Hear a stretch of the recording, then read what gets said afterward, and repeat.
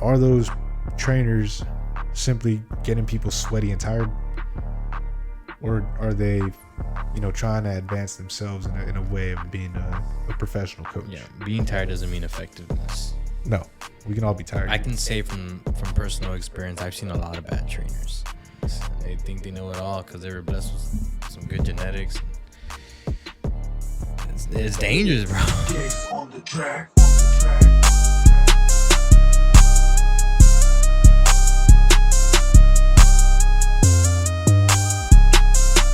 Welcome to the Common Podcast, where we speak upon common sense and realize it really isn't that common. Ladies and gentlemen, we have a guest who's been here before, but we are very humbled and grateful that he has come back for this small little marathon of a topic that we're going to be covering over, which is health and fitness. So I have a few guests in line to talk about this. And the first one, I thought, since today I was on his podcast and we actually got a workout in together today. Also, we competed together a couple weeks ago, which is very exciting. We'll talk a little bit about that on the show.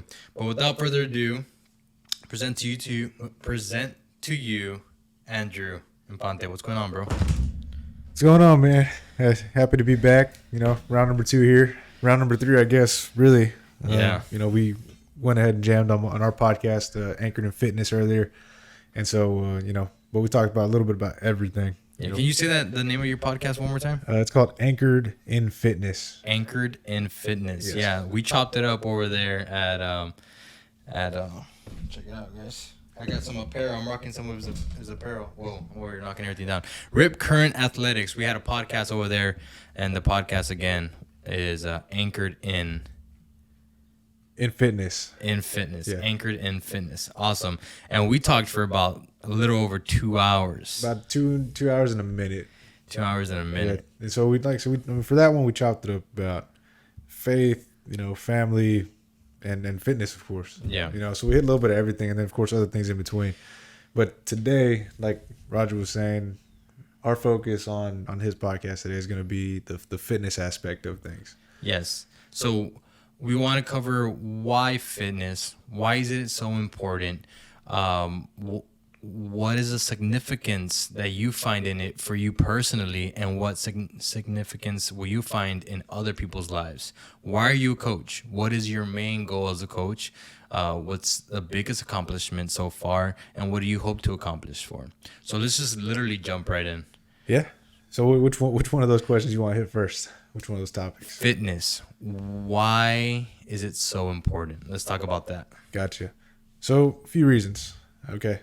For one, being a young man, a man in general, you should always work on your strength. There's as being, if we're looking at it from a traditional perspective, the man is the protector. If you're weak, you can't protect what you love, who you love. In this case, you're married, so the man is a protector of the family. Yeah. So you're gonna do everything in your power to protect your wife, your kids, if you have any, your household, yourself. That's a huge thing, to be a protector, be a provider. If you're weak, you can't provide because you're having other issues. In today's day and age, a lot of work related injuries, a lot of metabolic disease, such as like we talked about earlier, diabetes, heart disease, atherosclerosis and arteriosclerosis, hardening of the arteries, high blood pressure, and just a lot of other things that can be prevented through fitness. Yeah, and these are the type of things that are going to get in the way of your daily life, things that you need to do in order to just simply survive and provide. And provide, yeah, exactly. So survive and provide. So, strength to protect, strength to provide, the ability to provide, that's all, it's important. Yeah. And so those are 2 big reasons, and then of course I want to look good and feel good. Yeah. Whenever I'm not hitting a regimen, I feel like shit. I feel crappy, I've had 2 knee surgeries, and we've talked about in the last podcast we were on, the testicular cancer. And those things, they take a toll on your body. You know, whenever you get cut into, meaning like surgeries and things like that, it changes your body. Your body totally changes. Yeah. You know, things aren't the same. So what are you going to do to preserve whatever you can to either get yourself back up to where you were at least, or try to surpass where you're at physically, you know? And it helps with the mental aspect of it too. Whenever, it doesn't even need to go that far. Like, even if you're healthy, if you haven't had any surgeries or anything like that, it's still important to take care of yourself, to push yourself, to achieve a better version of yourself. It's a little bit harder to do when everything's going good. When you don't realize that you're in a blessed position, it's very easy to take all that stuff for granted, and then you just don't do any of those stuff until it's too late. Then you have diabetes, and then now it's a must. Yeah, and that's where we don't want to get, you know, and everything is so fast, so convenient, you know, food, we're not eating whole foods, we're eating a lot of fast food, a lot of filler foods, you know, and it's not something that we're supposed to be doing. Like, it's not natural. You know, the one thing that I always tell everybody is, whenever they ask me about nutritional advice, you know, if they're not a client, if they're not, you know, if I'm not really want to dive into it too much, is if you can grow it and if you can kill it, you can eat it. Right? That's a simplistic way to put it. The simplest way you can put it. So, like tortillas, you can't grow or kill tortillas. Bread, can't do that, right? Yeah. McDonald's, I mean, aside from the burger patty, you know, everything else, I mean, and the veggies, but that's not something, you know that there's a lot of fillers in that. Yeah. You know, whenever you make your own food at the house, you know, you go to H-E-B, you buy the ground beef, make your own patty. You know what you're putting into patties, because you're not, if it's not seasoned and you don't put anything into it, you know it's just meat. You know, it's there. When it comes to McDonald's stuff, or like even Whataburger, like, don't get me wrong, I love Whataburger. Get me that, I think it's the Monterey Melt. They don't have it anymore, bro. I know. That's why it only comes, but ask for that. And they're like, oh, we don't have that. I was like, well, can you make it? Yeah. You know? Can they make it? They can make it. Oh, hold up. They'll just charge you for like the extra stuff they put on there, you know? Okay. But I'm like, can you just make it? Like, well, yes and no. I was like, okay, well, can you just give me, you know, the cheddar and the Swiss cheese, 2 meats, the peppers, mushrooms, and I mean, this stuff is onions. It's okay in moderation, or, you know, every now and then. Every now and then, you know, like, it shouldn't be your main diet. But back to what we were saying there, you know. But with the fitness part comes the nutrition part, and that all ties in together, of course. And it's all stuff that we know we should do, and it's stuff that we, time and time again, tell people, but it's stuff that people just forget. Yeah. That's what we're trying to combat. You know, that's one big thing. That's why fitness is important to me, is because it helps keep everything in line. You know, my mental state, it helps get that back into a good groove. You know, when you're working on yourself, you're working for yourself. You know, working on yourself, everything else is going to fall into place. You look better, you feel better, your thoughts about yourself become better. Yeah. You know, clothes fit better. Yeah. You're not as, you know, if you fall into a little rut, you're not in that depressive state for a very long time. You start seeing the changes, you know, you start seeing, in this case, like if you care about weight, you start seeing your weights increase. You know, you're just able to do a lot more. You know, you're not tired all the time. You're not, you care a little bit more about yourself, which is a good thing. Yeah. You know, the self-esteem boost, the self-confidence boost, it all goes through the roof. For sure. Know? Especially when you start seeing those changes, you know. And you say this because you've also seen it within yourself, which is why you named your podcast Anchored in Fitness, because it has been an anchor in your life. And it's reason why you've been able to succeed in other areas in your life, right? Through fitness. It has been the driver in your life. You've been able to start a business. Even through all the BS of COVID, you've been able to hold through. Surgeries, testicular cancer, all this stuff and you've been able to overcome it through fitness, which is amazing. And it can do that for a lot of people. That's why it's so dang important. It is, I mean, for me personally, I don't know about anybody else, but it's the best way to build some ego about yourself, to build some character. Some positive ego, positive character. You know, now some people can get a little out of hand with it. You know, start getting a little puffy. You know, little peacock feathers come up. You know, rooster crest pops up. It's like, calm down. You know, Calm down. Love the ego shift, but a little too much there. Yeah, you know? for sure. Chill out, man. You know. Yeah.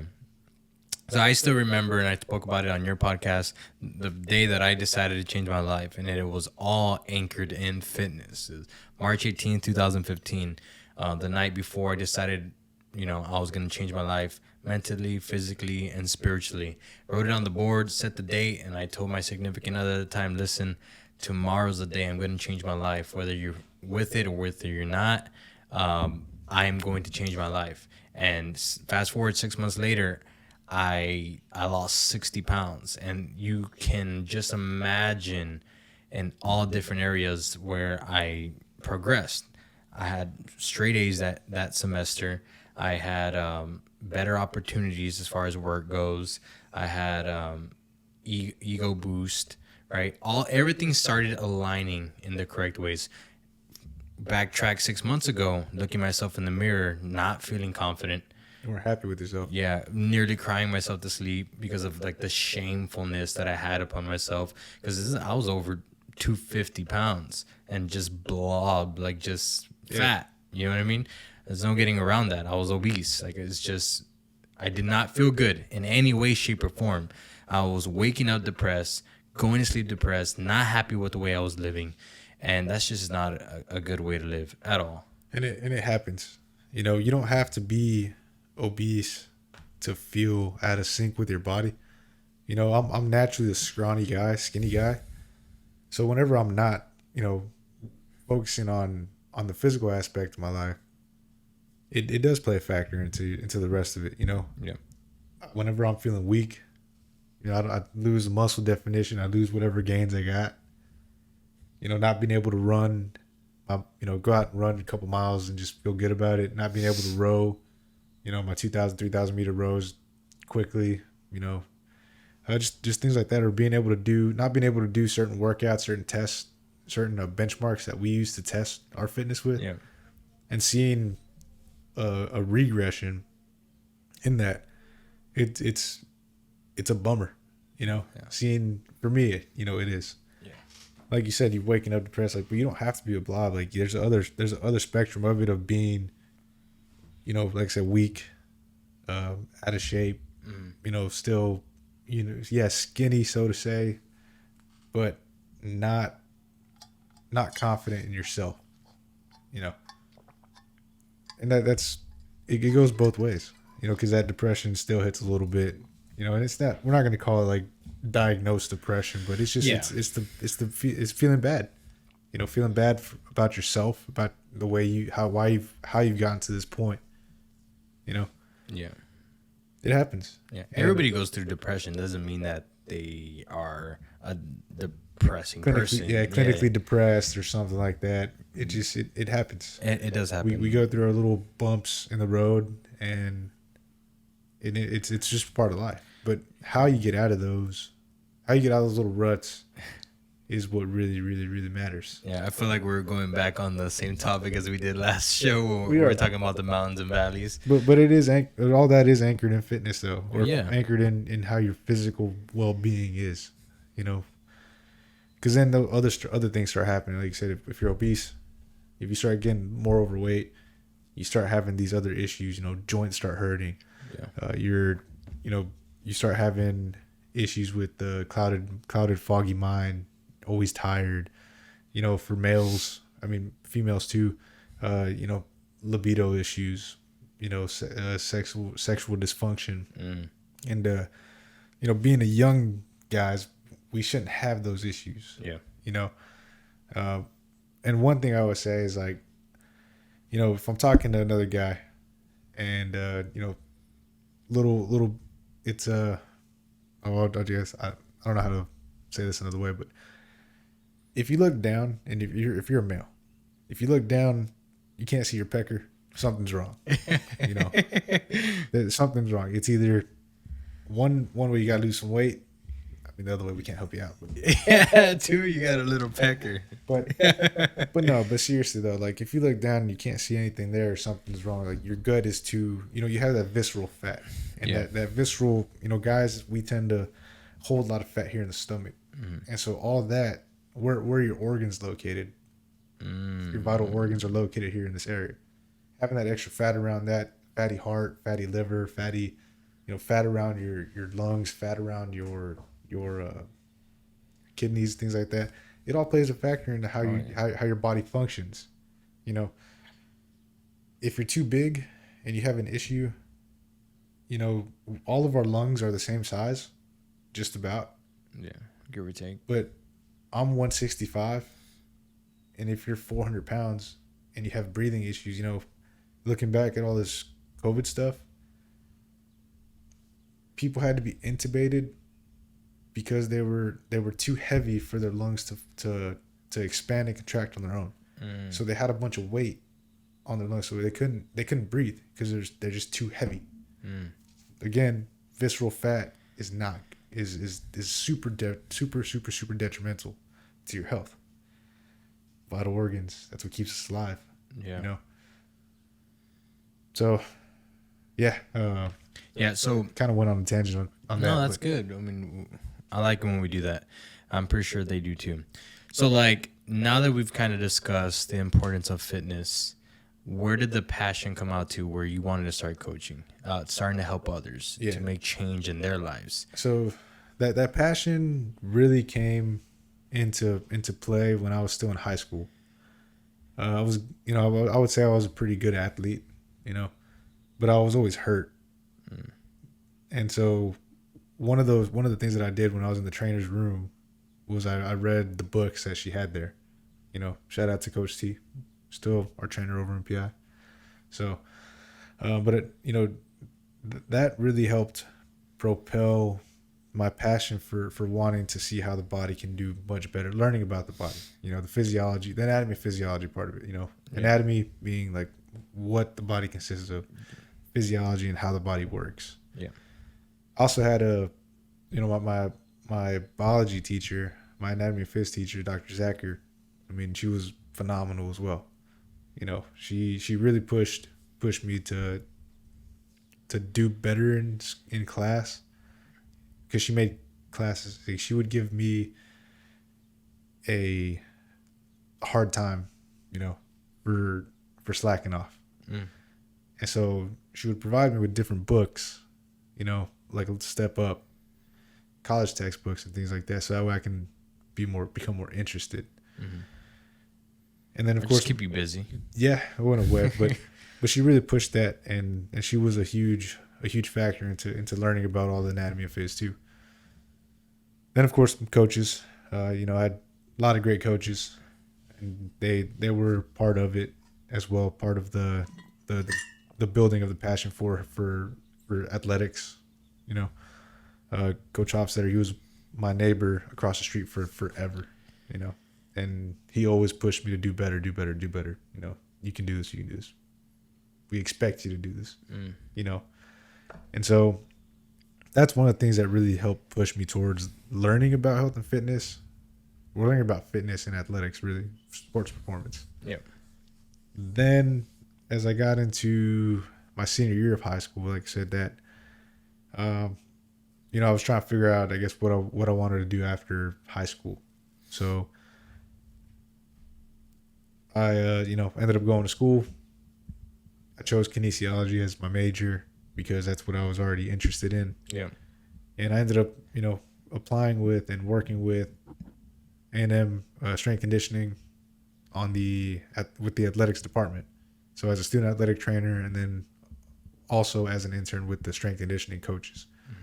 So working with A&M athletics in football, baseball, track, basketball, it was great. It was a great experience because I got to see what Division I athletes and Division I coaches and the relationship between them two, what that is like. Yeah. And how they progress these, these soon to be all-stars, like in track. I mean, A&M, recent, like in the last 10 years, has been a powerhouse. I mean, multiple Olympic athletes, multiple gold winners. I think A&M's won 4 national championships in the last 11 years.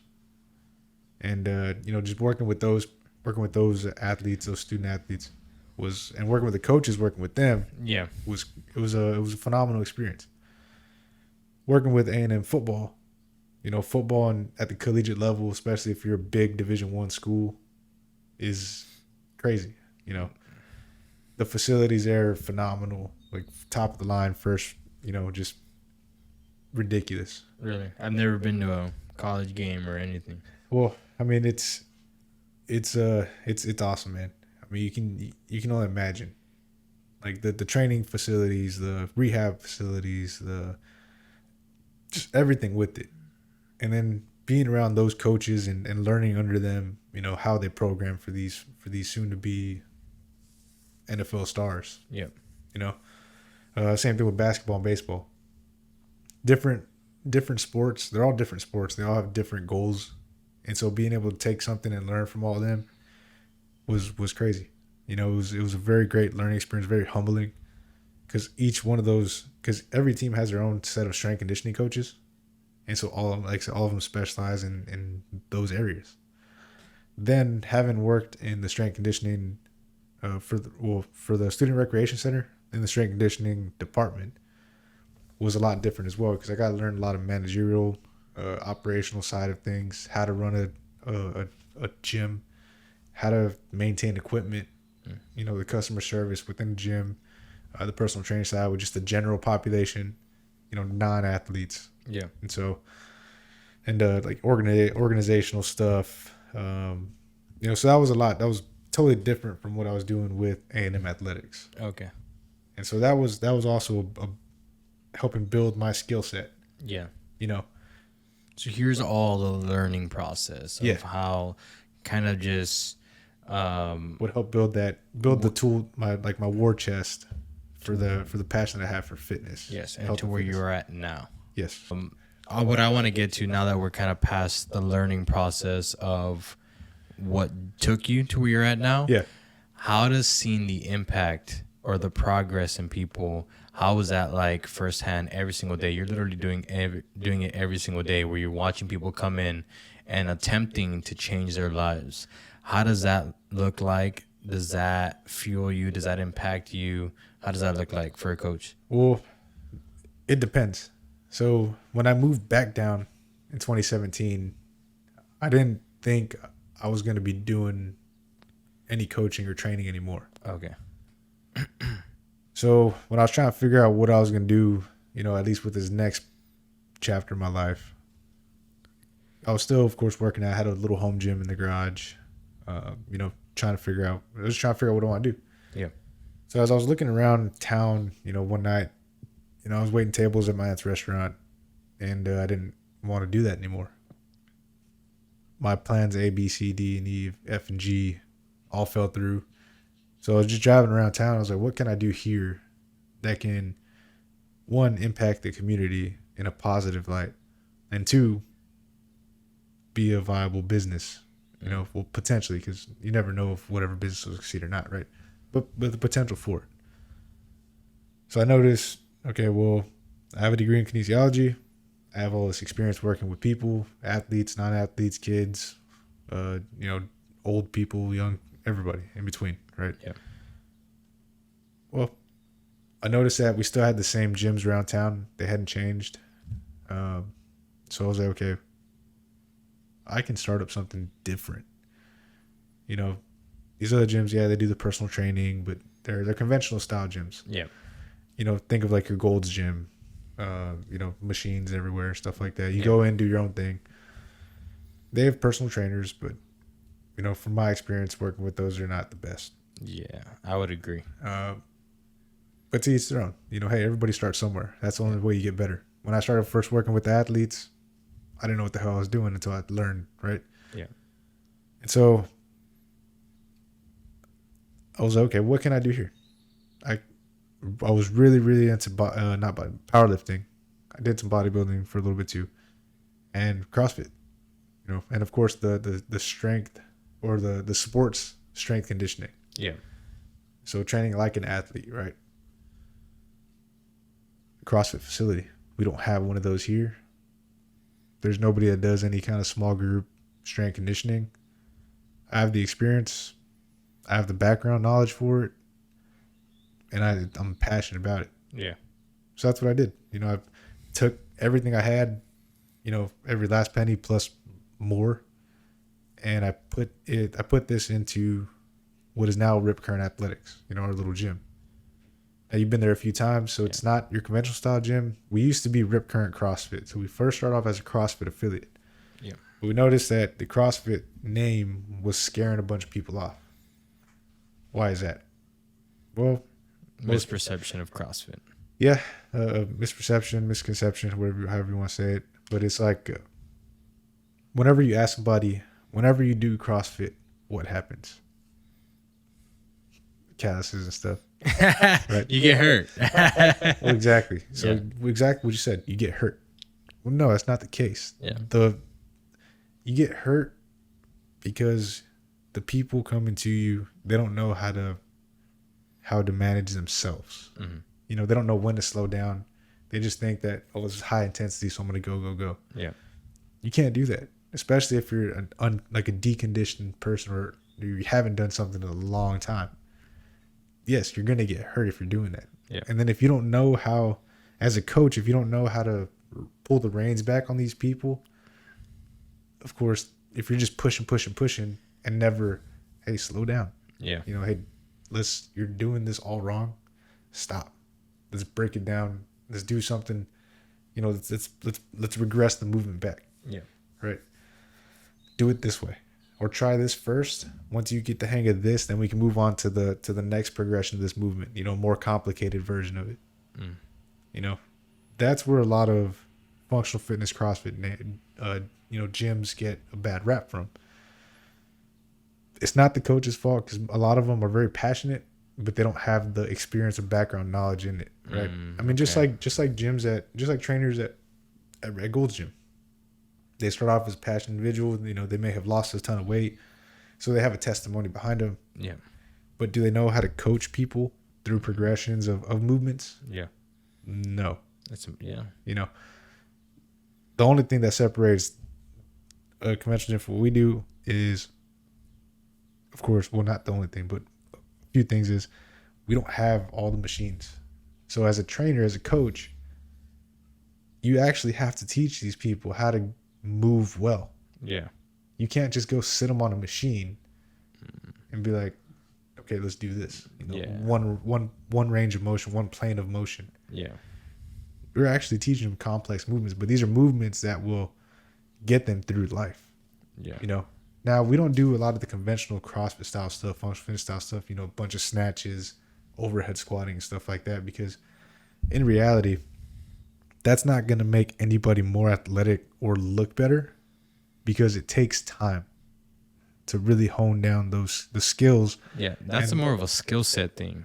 Yes, more of a skill set. Yeah, it takes time to hone down and really dive into those, break down the movements and dive into the progressions for it. Yeah. Now most of the people we work with, we only have an hour, 45 minutes to an hour. If we take 30 minutes of the class running through PVC pipe, skill progressions, and then getting into just the bar, I'm going to be bored as shit. Yeah. Now for somebody like me and you who, okay, we like to do some competition stuff. Yeah. There's some things we got to work on, right? Yeah. Overhead positioning, snatching, multiple snatches, power cleans, clean and jerks,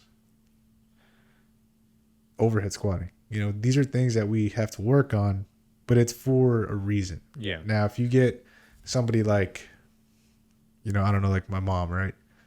All she wants to do is just get a good workout, lose some weight. Yeah, there's no point. If you're not going to be snatching in a competitive sense, why go through? First of all, it takes a lot of practice to execute. Yes. And second of all, you can still get hurt. Like you're throwing weight around. You're throwing weight around. But if you're not throwing weight around in the proper positions, you're gonna get hurt, and that's where a lot of the injuries. So that's where a lot of the misconceptions come from. And like I said, another thing that separates us between from a conventional gym is that we coach. Again, nothing against the trainers that work in a conventional style gym. The best bodybuilders have coaches and trainers, and they mainly do stuff in a conventional style gym.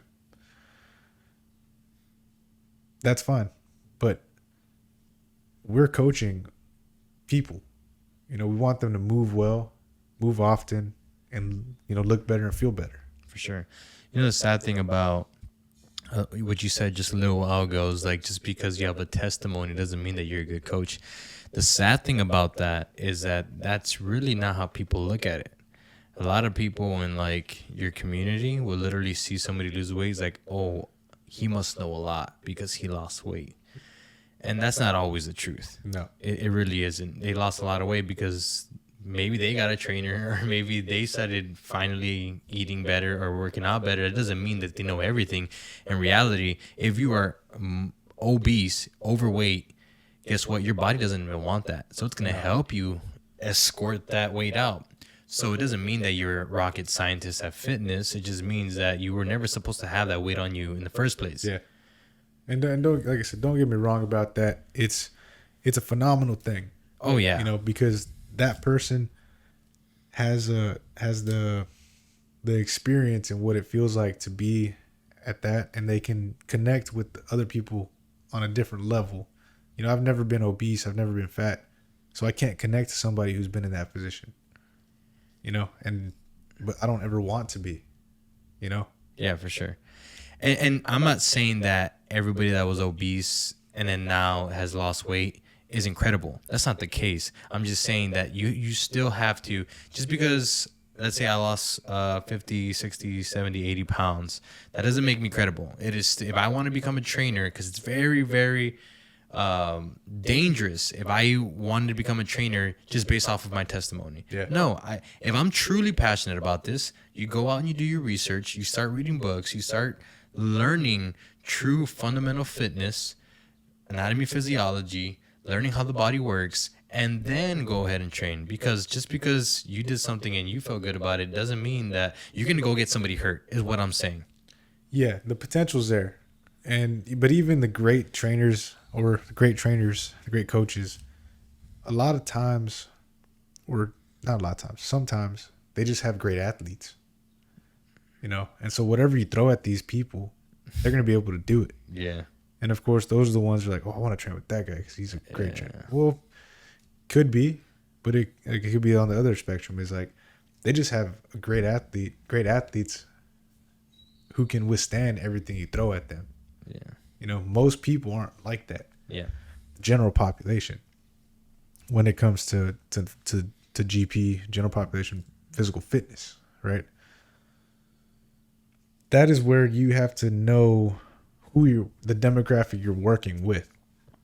I understand that a lot of so I went from, working with Division I athletes, going pro, potential to go pro, to working with people who are just trying to lose weight, look better, and feel better. Yeah. So for me, it was a little shift, because the majority of my clientele and the people I was working with were athletes. Yeah. They could pick up on things pretty easily. You could show them a few times, boom, boom, they hit it. Anything you threw at them, they were going to do, and you can progress through. It was much easier. Yeah, and the desires are already there. Obviously, they're D1 athletes. They have a passion for it already, so they're just willing to just do it already. Yeah.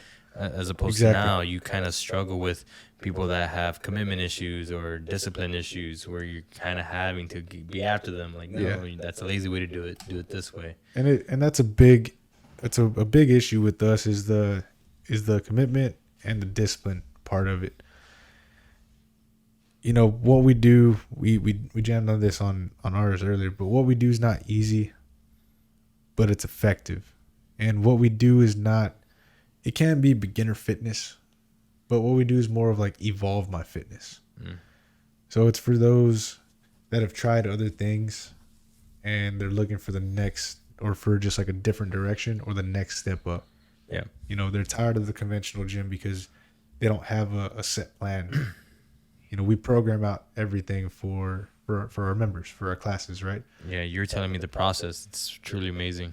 Yeah. So it takes time, and that's a part of it. Is like we're not just putting together random stuff. You know, that's another thing that irks me is that we have a lot of trainers and coaches that they'll put together circuits, but there's no reasoning behind it. They just put together 10 different exercises. You're gonna do each one 2 minutes, and that's fine for those that just want to move. Yeah. Get moving. Great. If you're moving, awesome. I don't care what you're doing. If you're as long as you're up and off the couch and working on yourself and moving, awesome. Yeah, you're just trying to take it to the next level. Well, yes and no, because there's ways that you can program stuff out to where it flows, and sometimes it feels repetitive, but there's a reason behind it because your body does take time to adapt and make those neurological adaptations, make the neuromuscular changes. Well, meaning like your body takes time to adapt to just the changes, right? So whatever you're throwing at it, whatever stimulus throwing at it, it takes time for it to know what it's doing and change in a positive way to it. A lot of times functional fitness facilities, functional fitness coaches, they say, oh, we're doing this, and this, and it's all different. Yeah. It's something different every day, but they don't have a reasoning behind it. There's no stimulus behind it. Yeah. Like, okay, well, we're doing this on Monday because we're trying to really focus on our conditioning, our aerobic conditioning, working on the heart, working on the lungs. So it's going to be a longer workout with a few different exercises, but it's going to be focused on you really just keeping the pace. Tomorrow we're going to be doing, strength work. So it's going to be more strength, very little conditioning, slower. But yesterday we had this long session, right? Yeah. The next day is going to be very, very, very, it's going to be intense, but it's going to be short bouts of intensity, right? So interval training. In a way, right? This next time we're going to be working on our anaerobic fitness part, right? So like today was upper body, and you really wanted to attack the shoulders, right? We attacked pushing and pulling. But Horizontal push, vertical pulls, and then with our kettle. So, well, people don't know what the workout was today. Yeah. But so what we hit today was more. It was a push pull day, right? Some days we'll work vertical push pull, just vertical push pull, meaning like something here in the range of motion of pushing up, like a shoulder press. Yeah. And pulling down like a pull-ups or chin up. Okay. Other days we'll do horizontal push pull, right? Where you're doing like a bent over row, chest supported row, bench, like a T-bar row, single arm row, bent over on a bench. Yeah. Stuff like, horizontal. Gotcha. So this motion here. And then horizontal pushes, like a bench floor press, push-ups, ring push-ups, just different pushes, right? Yeah. And then we'll also mix it up to where we're doing like a horizontal push and a vertical pull, right? So horizontal push being like a bench press Or push up, and then a vertical pull like pull up, a pull up or an upright row. A lot of people forget upright row is pulling from the bottom up. Yeah. Or something like that, right? Yeah. Shrugs, high pulls, like if you're doing like a snatch pull, only pull into the chest and back down, or clean pull, that the second part or the third part of the triple extension where you're boom, boom, pulling up here, but you're not flipping under. Okay. Just back down. How does that experience for you when you finish a program or a week's program? Does that feel good? Or when you complete a new one? I can just imagine how like that must take a lot of work and a lot of thought process put into it. So when you complete it, it has to be a good feeling. And then there's a trial and error too, right? A lot. But it is trial and error. But you should be, if you don't follow your own programming, or if you don't know what you're doing, what the stimulus is behind it, like what the reasoning is behind it, and what is supposed to be felt, that's where it goes wrong. Yeah, it that's can be real dangerous too. Yeah, that's where the injuries happen. That's where it can be dangerous. That's where you know, in our space, you know, it's something a lot of people talk about rhabdo. You know, I don't know if you know what rhabdomyolysis. So it's where it's where you're basically pushing yourself to a point where your body's breaking down proteins, Okay. but your kidneys can't flush it out. Mm. So you're poisoning yourself. Mm. And so that was happening. It was not a big issue, but it just became more of a prominent issue whenever more and more people started trying CrossFit and functional fitness and doing movements that they'd never done before at high intensity, high volume, and they're not conditioned for it. Yeah. You know? Well, of course, like stuff like it's gonna be a negative effect. Yeah, for sure. You know, because that's something that you're not used to whatsoever. You know, You're killing me. I don't know why. you need some eye drops. Nah, I'm good. Need a nap. Probably a nap. Stayed up late editing last night and then woke up early for a nice workout session with Andrew. It was 9 o'clock. It wasn't even that early. Yeah, but considering I fell asleep at 2, woke up back at 5, finished the video, went back to sleep, woke up at 8. I don't know. Hey, all I hear is excuses, right? Excuses. That's true. Excuses, they're like buttholes. They stink. Nobody wants to get near them, and everybody has them. Exactly. But yeah, man. So, but like with the programming, there's a lot to it. And if you're not, as a coach, if you don't follow your own programming, or you don't know what you're programming for, that's where a lot of bad things happen, or you don't see the progress, or you don't know. Yeah. And one thing that I do before programming anything out for anybody, you know, I test workouts months in advance because I need to know what it feels like, because I can't expect you to do it if I've never done it myself. Yeah, for sure. Now, when you're coaching, it gets to like there's a point to where you know what movements pair well together, what movements don't. Yeah. What movements can what the time domain is for a certain amount of let's say like a certain pairing of movements. So let's say like you're doing something like 400-meter run, like we're working conditioning, right? 400-meter run, 500-meter row, 3 sets of that, right? Okay, so I know the 400-meter run for the average person is going to take about 2 minutes to 2.5 minutes. 500-meter row is going to take on average about 2 minutes to 2:15. So you give that time domain of like to the general population, right? Yeah. Like general person. 4.5 minutes to finish this set. Have them rest 2 minutes. You know, you do that 3 sets. 4.5 minutes, 12. It's about 12, 13.5 minutes plus the rest time. So you know it's going to be about 20 minutes of time for that, right? Work for that section. Yeah. Now, like I said, we focus on a lot of strength conditioning classes. So being able to program a workout for that hour is somewhat of an art and a skill. Because again, you're working with general population. These people are coming in for the hour. For one, you don't want to have them bored. 2, you don't want to have them hurt. That should be number 1. You don't want to have them hurt. Number 1. But you want to see them progress too. Yeah. So you have to have these Elements. well, the elements, but you have to have a reasoning behind it, you know. And that's a big thing that's missed out. Like I said earlier, you can have a trainer or coach that programs or that writes out a program for you, but you're doing a bunch of stuff and all you're doing is sweating, right?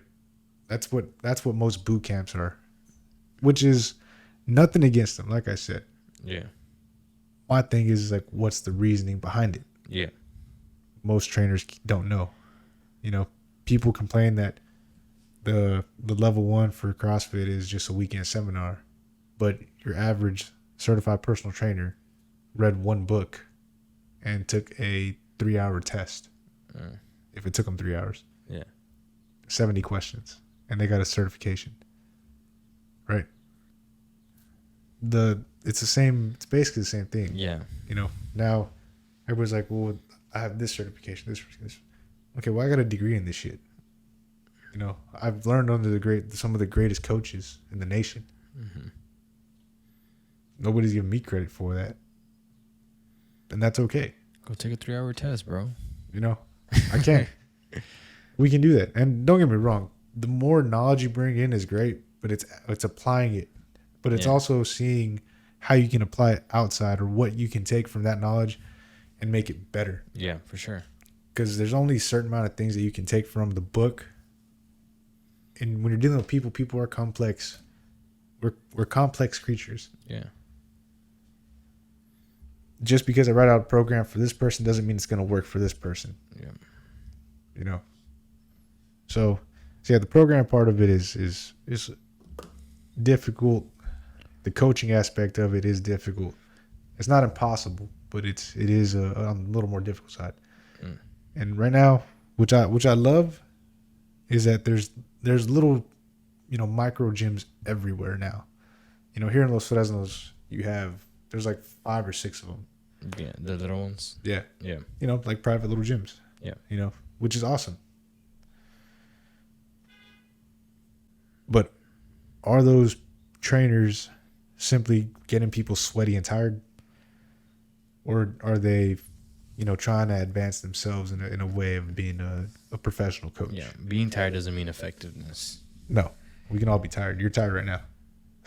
Yeah. Oh, yeah. That's a good way to put it. I mean, I'm just poking fun at you, man. no, it's fine.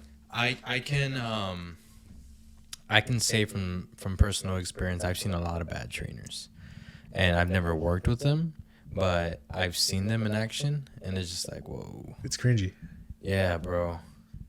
Yeah, some of them are ladies too, and they were blessed with some good genetics, and they think they know it all because they were blessed with some good genetics, and it's dangerous, bro.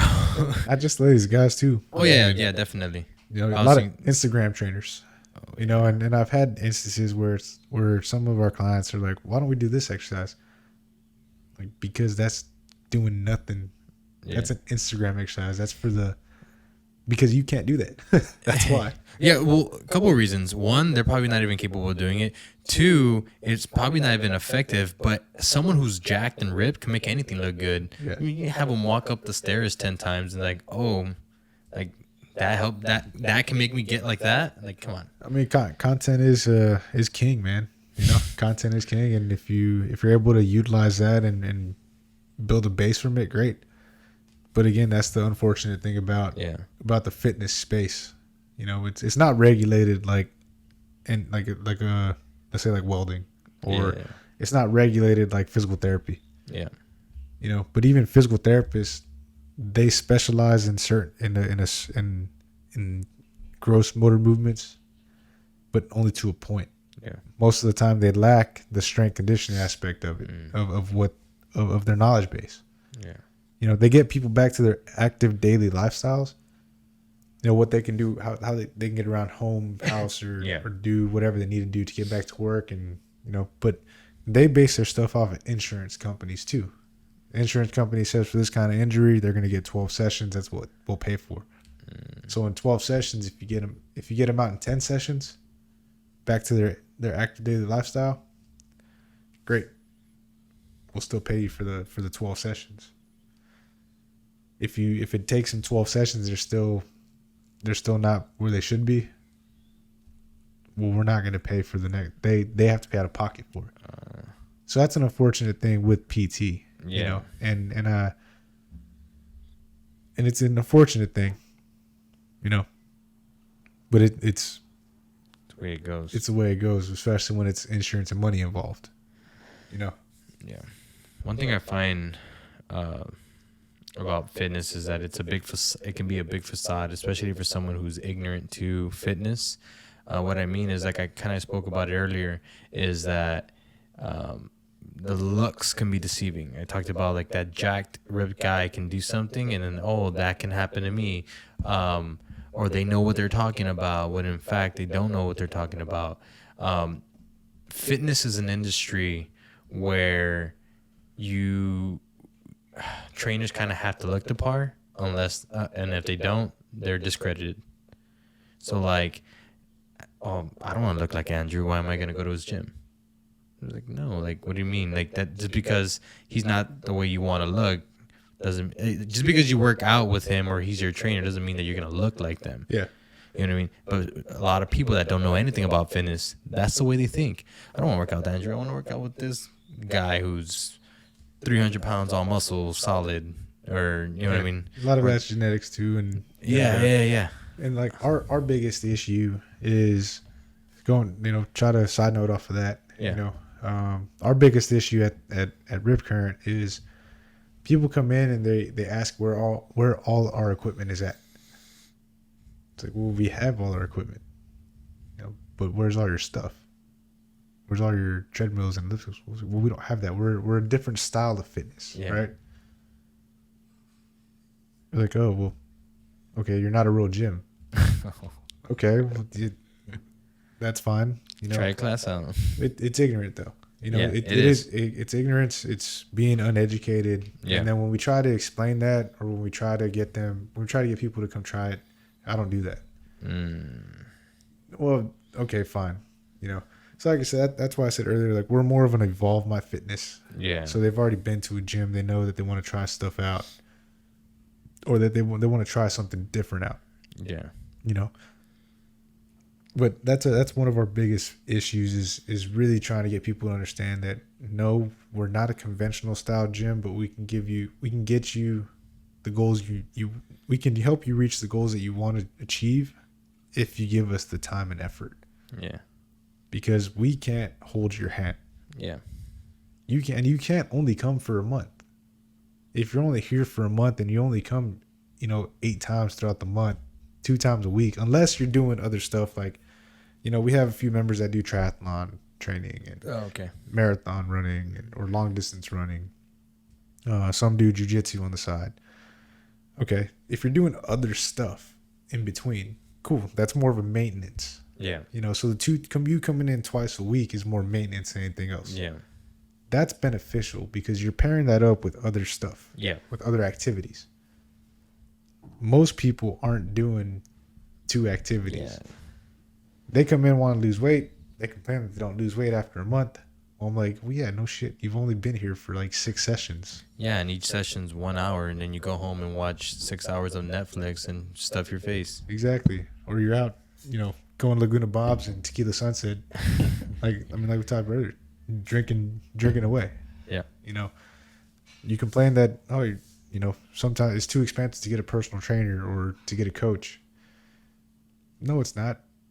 I see you spending, at the shrimp cook-off, I see you spending, $100 on beers, food at the booths, and, bullshitting around.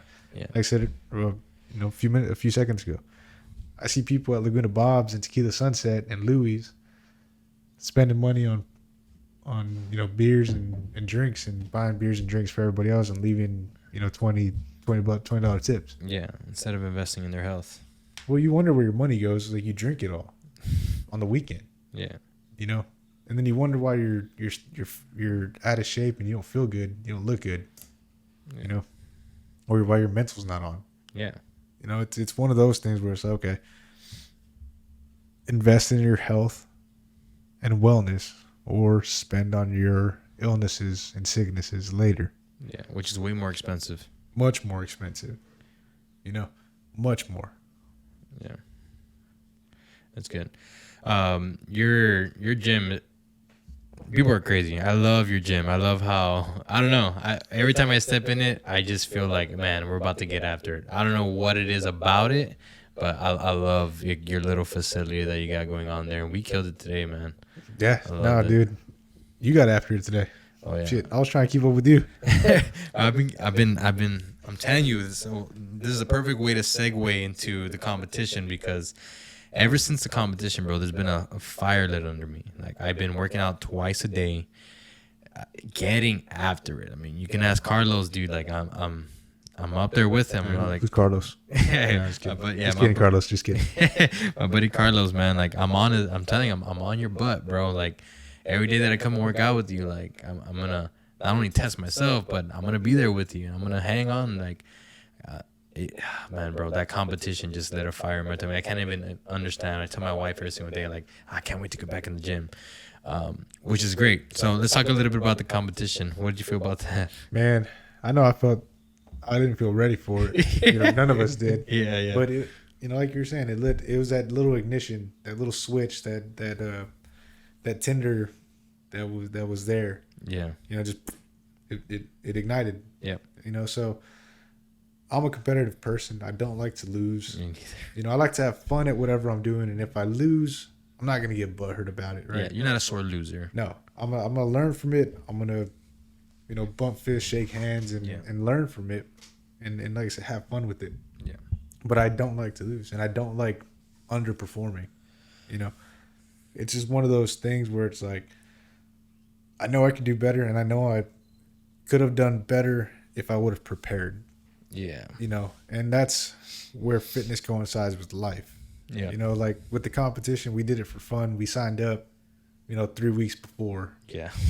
And it was a hard one because it was a power hour event where we were supposed to try to complete 12 workouts within an hour. Within an hour. We had a group of 4 of us, so not all of us were working at the same time, but it was. I mean, dude, it got you. Like I felt like I told you earlier, man.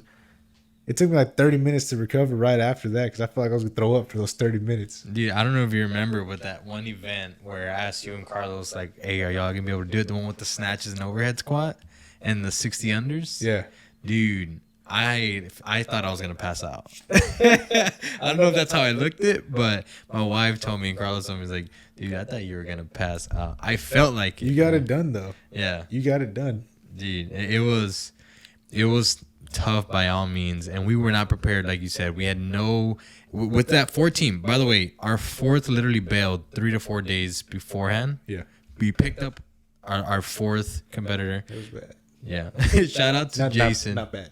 But yeah, shout out to Jason for stepping up. Stepping up. Yeah, man. And he did pretty good too, dude. Like, I mean, obviously as a whole, collectively, we didn't do so well. Hey, we didn't come in last. So that's the thing. We didn't come in last. Okay? That was that's a win. And a lot of it, like 4 of the events were synchronized. Yeah, that's a big synchronized meaning that you had to do the same movement together, moving at the same time. At the same time, if not, it doesn't count. Yeah, exactly. If not, they didn't count your reps. Yeah. And so, not having we don't like me, you and Carlos had only practiced for like 3 days. Like we got 3 workouts in together in 3 weeks. And one of the workouts was, or one of the days that we worked out together was we did 3 of the movement or 3 of the events. Yeah.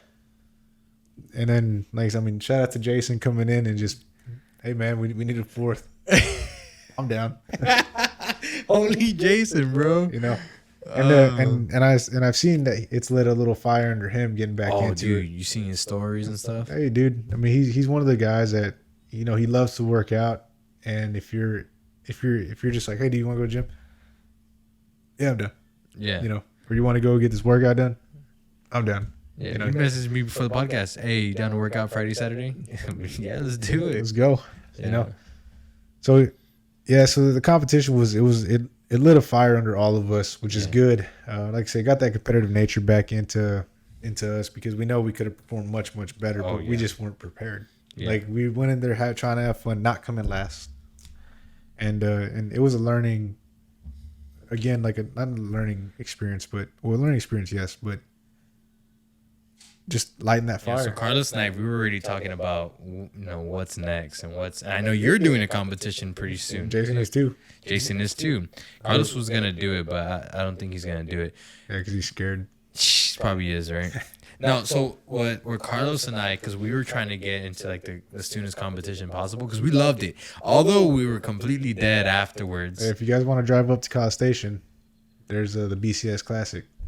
There's still the qualifier is going to be coming up here in July. Okay. And so it's 3 workouts. You do it with a partner, and then the 3 workouts that you do is going to determine where you're going to be placed at for the competition in August.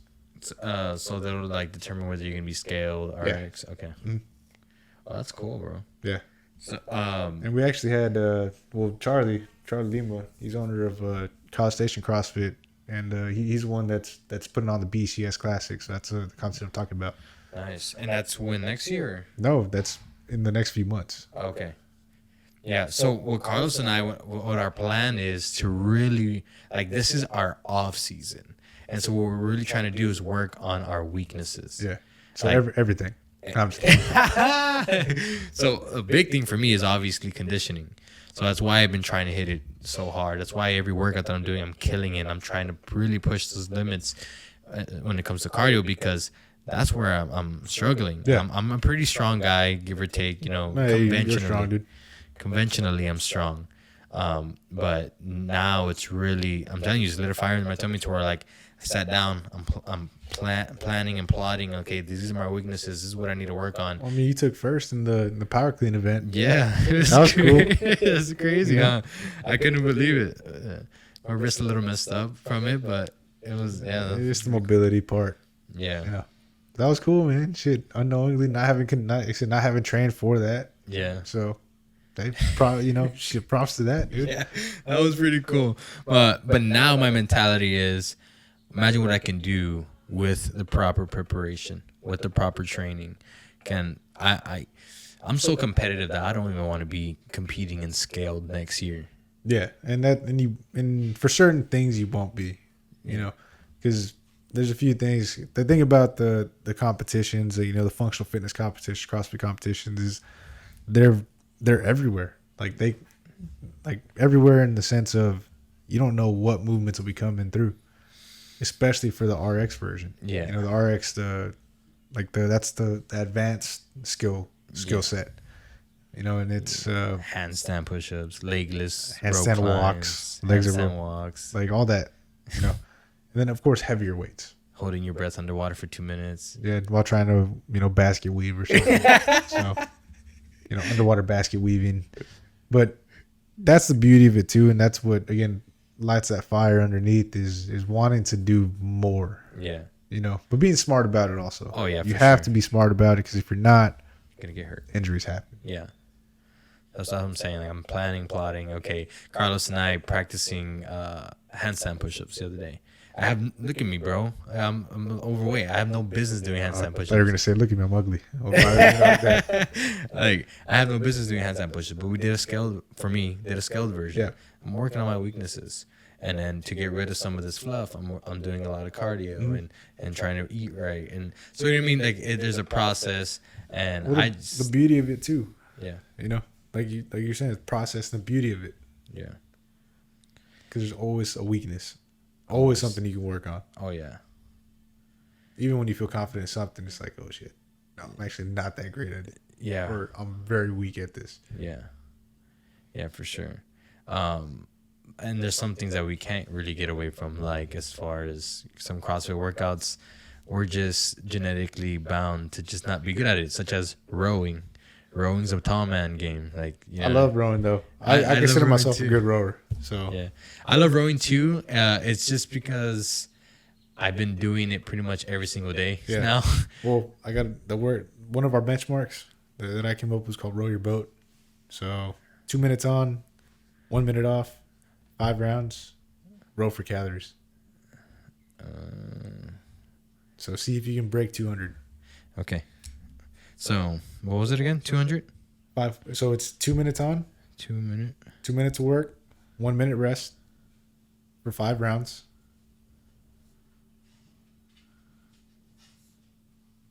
5 rounds. 5 rounds. So it's every 2 minutes on the minute with 1 minute rest in between. Try to break 200 calories.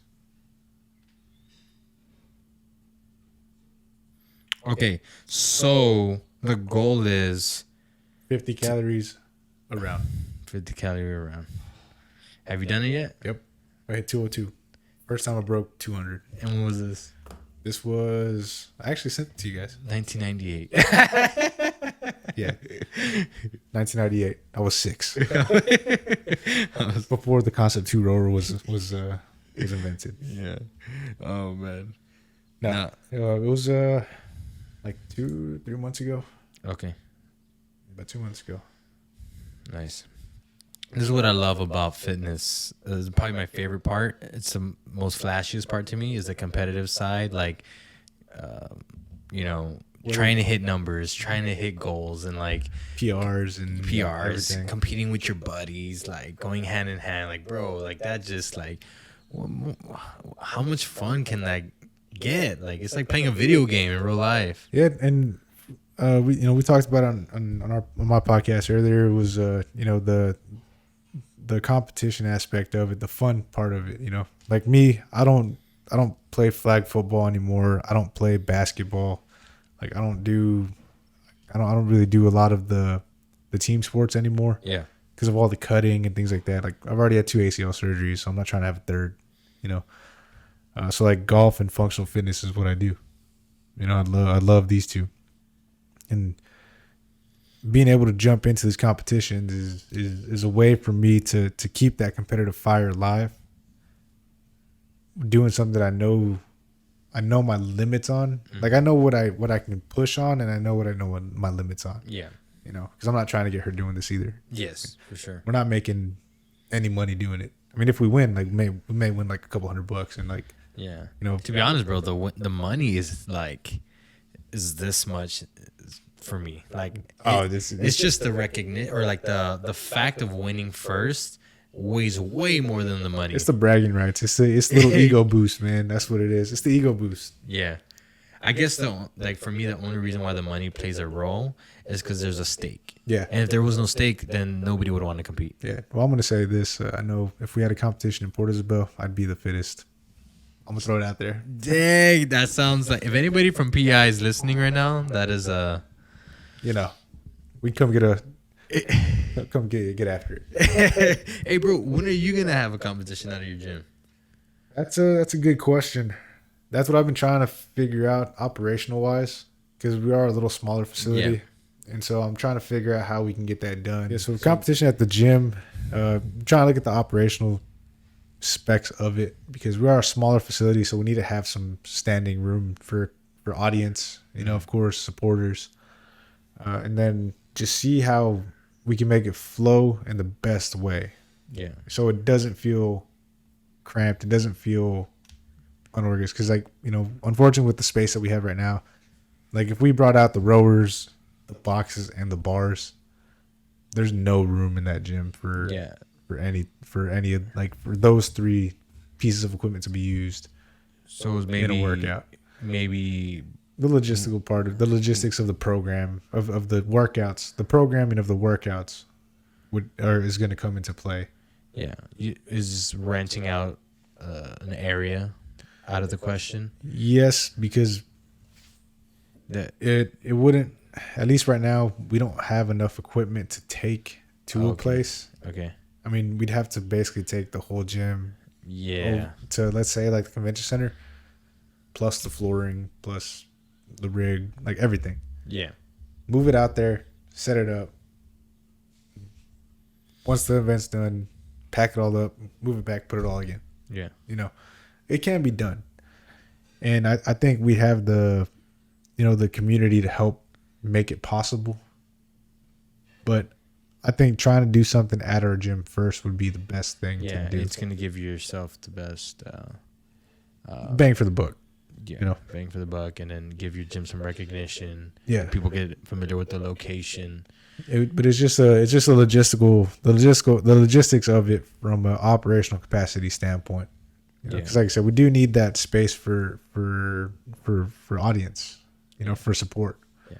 Because we hosted not many people know this because this was still during the whole, everybody was still COVID crazy. We hosted a mock powerlifting meet for the high school. The high school powerlifting team, Port Isabel High School powerlifting team. Right before the powerlifting season got started, so that way we can get these kids.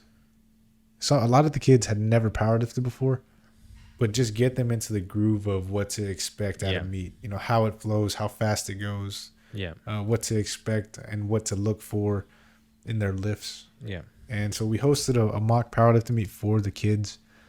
Like I said, we didn't publicize it at the time because it was more of we just didn't want any backlash from people. COVID crazy people. Yeah, people are like, they're not wearing masks or they're not doing this. Okay, well, all these kids are already around each other anyways. I mean, Yeah. you're not here anyway, so what does it matter to you? Yeah. You don't even come to the fucking gym. And you're you know, you're 300 pounds and just who cares? Who cares? But just the bad, the keyboard warriors. Yeah. So we didn't want to deal with any of that. But the kids we had a great turnout. A lot of the parents showed up. Nice. And so a lot of parents showed up. They actually got to see what we did there, what the setup was, what we were doing. Yeah. And it was just a good first experience because their first official meet, the kids knew what to expect. Yeah. And so that we were happy to do that. That's cool. And it was great. After that, I was like, hey, you guys did a great job. So we bought them all pizza after that. Nice. No kid's going to turn out pizza. Yeah, for sure. So bought them all pizza after that. They all sat down, ate. We got to talk with them a little more. Of course, talk with them a little more about nutrition and stuff. But I was like, hey, don't worry about the pizza, you guys. This is, this is one of those like a reward. Yeah. Enjoy what you're eating right now. Yeah. But talked to them about nutrition. We held some seminar for how to do the lifts properly. Mm-hmm. Because unfortunately at the high school level, or at schools, right, junior high and high school level, coaches don't have enough time and availability to teach every single kid the proper way to do stuff. Yes. Yeah, and that's not their fault. It's not. It's a staffing issue, Yeah. And then when you got one powerlifting coach who knows what he's doing for 60 kids, he can't watch all 60 kids. Yeah. It's impossible. And for him to teach, he tries to. Shout out to Coach Bowden and Coach Hendrickson. Coach Hendrickson, she was brand new, first year. She had just basically been thrown in there because they needed a girls coach. But she was taking notes. She was asking questions. She's like, why did you set up like this and not like this? Yeah. What's the purpose of setting up like this? Urchin. Yeah. Urchin. Yeah. But that was like that was it was really cool to do that for them as well. Because they got a lot of talking points, a lot of teaching points that we got to teach them. Yeah. And they took off and ran with it. It's awesome, bro. I don't know how you're gonna do it, but I say you do it, bro. Like you've already done a lot of things that defy what has come against you, such as starting a CrossFit gym and PI, which nobody has done. I would love for you to figure out, I don't know how you're going to do it, but figure out how to throw a competition, because that'd be great for Port Isabel. That'd be great for your gym. That'd be great for the community. The competitors will love it. I don't know, bro. I think, find out a way, and I want to see it happen. We'll figure it out, man. I got a few things that I'm working on, and that's one of the things that I really want to throw into the mix, because I know it could bring some recognition to the gym, and I know people would have fun with it. Everybody would, if we get it ran the right way, I know people would want to come compete and then go hit the beach right after. Oh, that'd be nice. That'd be great. Yeah. Because people would make a weekend out of it, even if they're coming from here to Los Angeles, or they're coming from McAllen or something. They would come down to make a day out of it. So it would be pretty cool too, like maybe like a WOD party. You know how people have deadlift parties where they invite a bunch of people, or not even a bunch of people, but like a few people over, and let's see, like, let's throw some weight around. You know what I mean? Let's see how much weight we can get going. Yeah. Up. See. Well, I know Iron Asylum just did something like that recently. Yeah, Iron Asylum's always in. And so shout out to those guys. They got a good little Shake Shack over there, or I don't know what the shake place is, but they make some good little shakes over there. So yeah, they're always involved with like powerlifting meets and stuff like that. Pretty cool. I would love to see that out of your gym, bro. Me too. We just got to get it put together, and that'll be coming, or that's in the works. In the planning stages of the works. Yeah. And so, like I say, just the logistics of it. For sure. Yeah, bro. Do you want to mention anything else before we close this off? We've been talking for a little bit over an hour and 15 minutes. Well, no, man. I mean, just the main thing that we're trying to do with Rip Current is just want to get people off the couch. Yeah. We've gotten a lot of people to come in. Not a lot, but we've gotten people to come in, try out what we do, step out of their comfort zone and try something new. Yeah. Like I said, it's just they have to give us a chance. Fair chance. Not just a month, 3 months. Yeah. See where you're at, actually put forth the effort and the discipline to make it into the gym, because we're set up different. Yeah. But that's also what separates us from the other gyms. Yeah. Everywhere, is that we're comprised of a lot of self-starters, go-getters, people that want to succeed, they push. Yeah. And that it intimidates people, hard workers. Yeah. Yeah. It intimidates people. It intimidates weak-minded people. It does. And these people, and our members are awesome. Without our members, we wouldn't be around. Yeah. They're the, they call us, we're the heart of the gym, right? But they're the blood. Ooh. The heart pumps the blood. The heart can't do anything without the blood. Yeah. Right? They're our bloodline. And we, I appreciate every single person who's ever been a part of Ripcurrentathletics, who's given us a chance, who's just stepped out of their comfort zone to try something new. Yeah. But those people that haven't come in and they don't want to try it, well, I challenge them to come in and see what we're about. Yeah. They may have this preconceived notion that it's too hard, or I don't do that type of workout, or I don't, I'm going to get hurt or something. Well, no, we'll take care of you. But you have to, of course, get up and off your butt and try it out yourself. Yeah, for sure. Like I said, nothing wrong with machines, and I love machines. I love bodybuilding too. So do I. It helps out tremendously with with of course looking better, feeling better. It's a lot slower. But if you're looking to get some work done, you want to be surrounded by some great people, people that are, like I said, hard workers, go-getters, self-starters. They don't like the status quo. Come on through. That's something that we try to, or that's something that we've tried to cultivate within there. Yeah. Like I said, without our members, we gave a scholarship out in May, 3 scholarships. We take a portion of all our memberships, put that towards our scholarship fund. And of course, some donations that some of the members give as well. And we provide scholarships and that's given back to the community. That's positively impact community in another way. Yeah. Not just in the fitness aspect, but in this case, in the philanthropy aspect. I remember, when you surround yourself with great people, great things happen. Yeah. And that's what we have there, and I truly believe that. And like I said, just trying to positively impact our community. Yeah. So yeah, if anybody has any questions, we do a lot of different things. We try to, at least. We do personal training, online personal training. You can actually follow our programming. Like if you're into the functional fitness type stuff, you can follow our programming on just the app. Oh. And so that's, you pay monthly and you have our program. And so That's cool.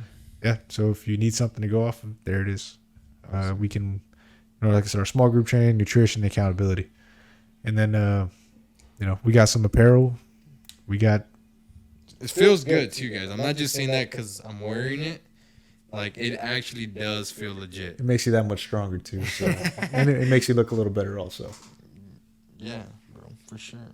So we got some apparel, we got some protein. We got some supplements there that we do recommend. And is that why you had me taste it, so I can come in over here and promote it? A little bit. Well, it did a good job, because the cookies and cream, which, by the way, I have not tasted protein, flavored protein powder in forever. I've only done flavorless in the past 2 to 3 years. I tried the cookies and cream. Geez, it tastes like an Oreo milkshake. Like, it was great, man. Yeah. And we supplement a lot with Driven Nutrition, and so they're a great company as well. We work hand in hand with them. And but yeah, man, we try to do a little bit of everything, of course. And all I ask is that people give us a chance. Like I said, to those people that have come in and actually stepped in and talked with us and had a workout with us, thank you. you guys make this possible because we wouldn't be there without y'all. And just that's pretty much it, man. Like if people want to learn more, they can always contact us at ripcurrentathletics.com. Look for us on Facebook and Instagram at ripcurrentathletics. Email us ripcurrentcf@gmail.com. Cool. Google. His Instagram handles will be literally right there at the bottom of the screen. So y'all go check him out. If you have any questions about the gym before entering or fitness related in any way, shape, or form, go ahead and message him. Bro, it's always a pleasure to have you on. Let me get one more thing. Shout out to our coaches as well, Coach Art and Coach Frank. Wouldn't be with where we're at without you guys as well. Yeah. Definitely appreciate everything that you guys do for myself, for the gym, for the members. Because everybody loves you guys, and we're all work in progress. We're all trying to get better, and that's it, man. Like I said, shout out to those two guys as well, because they're bringing a lot of knowledge, support, and just well-being to the gym. That's good. Well, I'm rooting for you. I'm rooting for Rip Current Athletics. I'm campaigning for y'all, for also Anchoring in Fitness. Everything that you're doing, bro, you inspire me, truly. I'm not just saying that because we've gotten pretty close in the past couple of months. What you do, what you've done, and what you've been able to overcome is truly inspiring. And that's why I like to have you around so much. Your support system is who you are, man. Yeah. That's why I'm always sharing the stuff that you do, because I truly admire it. Much appreciated. I admire it. So on top of me sharing his stuff, like I said, guys, go follow his Instagrams, and I will also have more links in the description so y'all can go check him out. But without further ado, bro, it's always an honor, and we'll catch y'all next time. Peace, guys. Appreciate it. Gigs on the track.